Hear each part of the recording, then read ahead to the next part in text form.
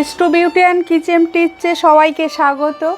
আজ আমি আপনাদের দেখাবো এই প্রচণ্ড গরমে আপনাদের শরীর ঠান্ডা রাখতে আর মন সতেজ রাখতে নতুন ধরনের আরও একটা শরবত রেসিপি, তরমুজের শরবত। চলুন তাহলে খুব সহজভাবে এবং ঘরে থাকা সামান্য উপকরণ দিয়ে কি করে আমরা তরমুজের শরবত বানাবো দেখে নিই। তরমুজের শরবত বানানোর জন্যে বা তরমুজের জুস বানানোর জন্যে আমি একটা তরমুজের হাফ নিয়েছি। আপনারা ছুরি দিয়ে চাইলে কাটতে পারেন, আমি বটি দিয়ে কাটছি।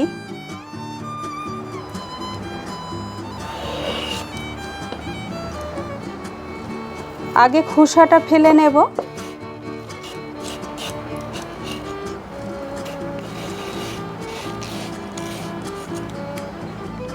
এবারে পিস পিস করে কেটে নিলাম। এভাবে তরমুজগুলো পিস পিস করে কেটে নেব।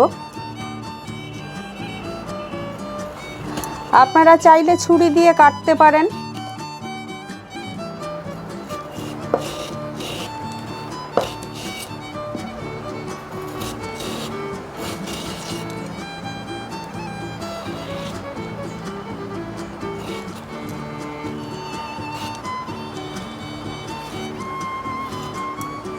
পিস পিস করে কাটা হয়ে গেছে। এবারে আমি ছুরি দিয়ে এর ভিতরে যে দানা বা বীজগুলো আছে এগুলো আমি ফেলে দেব।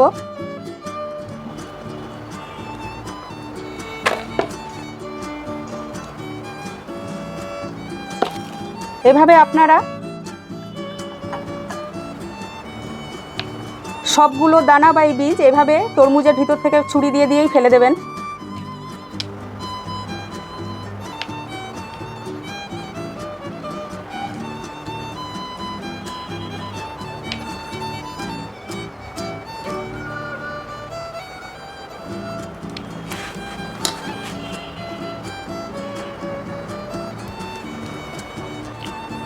দেখুন তরমুজের সব বীজগুলো বা দানাগুলো আমি বার করে নিয়েছি এই ছুরি দিয়ে। এবারে একটা মিক্সার গ্রাইন্ডারে আমি তরমুজগুলো দিয়ে দেব।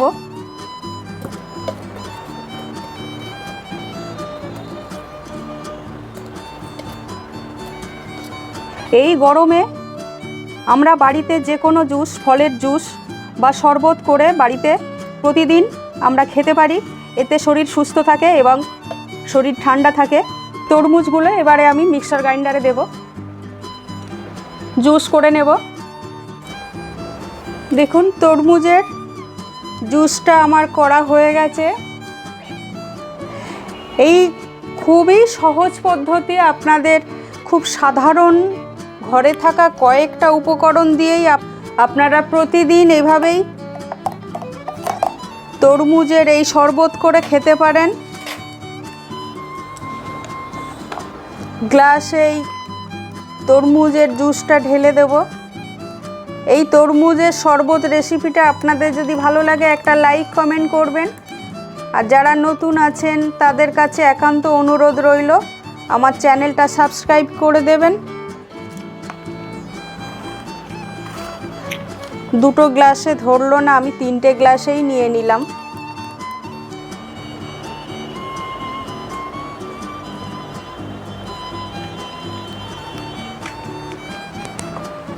যেহেতু তরমুজ খুবই মিষ্টি তাই আমি সামান্য পরিমাণ চিনি দিলাম। আপনারা আপনাদের পরিমাণ মতো চিনি দেবেন, যেমন মিষ্টি খাবেন।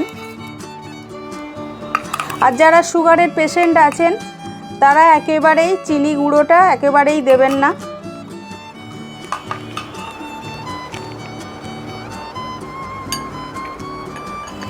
একটা করে তরমুজের কিউব দিয়ে দিলাম।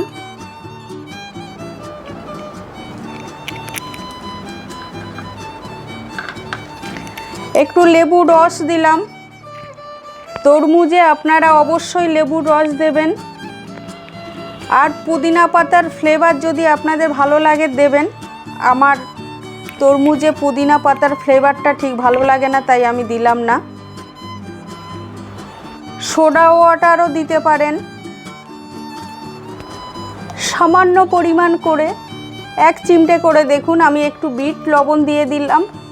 বিট লবণটা দিলে খুব সুন্দর একটা স্বাদ আসে। তরমুজটা ফ্রিজেই ছিল, তাই আমি একটা করে আইস কিউব দেব।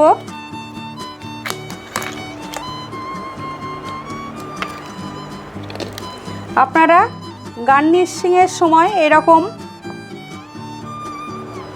আইস কিউব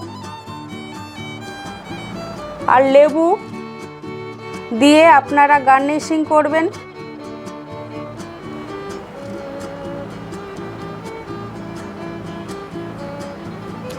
দেখুন তরমুজের শরবতটা আমার রেডি হয়ে গেল। এই তরমুজের শরবত রেসিপিটা ধৈর্য ধরে দেখার জন্য আপনাদের অনেক ধন্যবাদ। আপনারা সবাই সুস্থ থাকবেন, ভালো থাকবেন।